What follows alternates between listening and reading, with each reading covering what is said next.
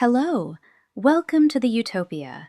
Snuggle in for tonight's horror story, The Voice in the Static.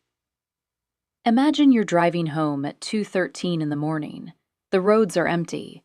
The gas station lights blur past your window. Your radio crackles with static, and then a voice says your name. Not a DJ, not a passenger, a voice.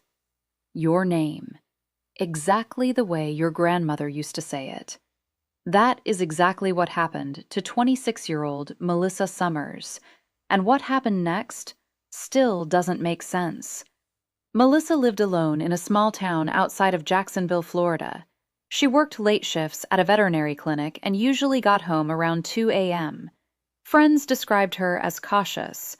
She locked every door, never answered unknown numbers, never picked up hitchhikers. The kind of person who always had her location shared with family. Which is why the events of November 14th shocked everyone who knew her. At 2:11 a.m., Melissa left work. Security cameras captured her walking to her silver sedan. Nothing unusual. She waved goodbye to a coworker, got in her car, and drove away. 2 minutes later, she called her sister. The call lasted only 28 seconds. Her sister later told investigators Melissa sounded terrified. Not nervous, not anxious, terrified. According to her sister, Melissa said, "I think somebody is following me." Then she paused and added, "No, they know my name." The call disconnected. Her sister immediately called back. No answer. Again, no answer. Again, straight to voicemail. At first, she assumed Melissa had driven through a dead zone, but 20 minutes passed, then 40, then an hour.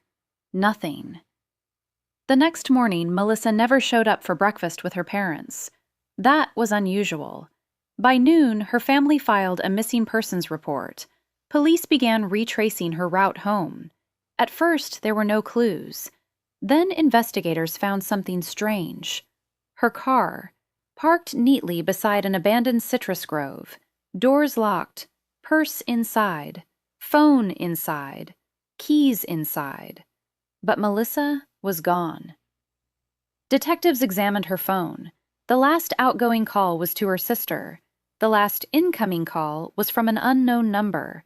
The call occurred approximately 1 minute before Melissa disappeared. Investigators traced the number.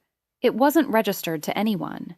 No account, no owner, no billing records. It was as if the number never existed.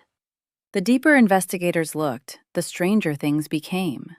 A nearby resident reported hearing a woman scream around 2:30 a.m.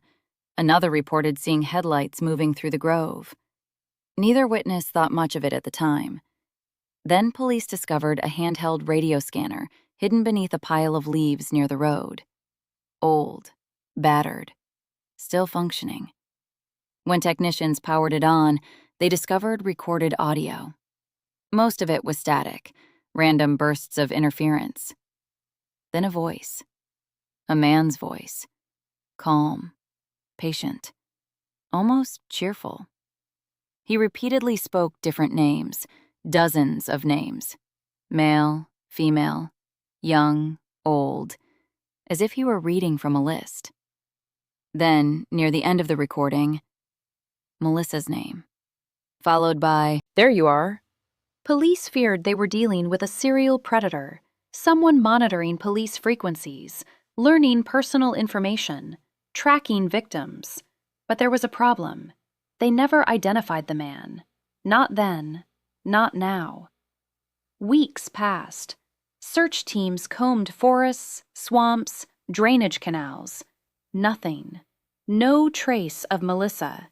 No suspect, no forensic evidence. The case began going cold. Then something happened. A truck driver traveling Interstate 95 called police. He claimed his CB radio suddenly picked up a strange transmission. The voice repeatedly said, "Can anybody hear me?"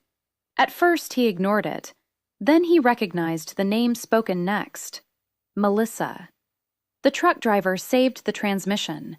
Experts later confirmed it was not a known radio station, not a dispatch channel, not a weather frequency, just a voice emerging from static, a frightened female voice.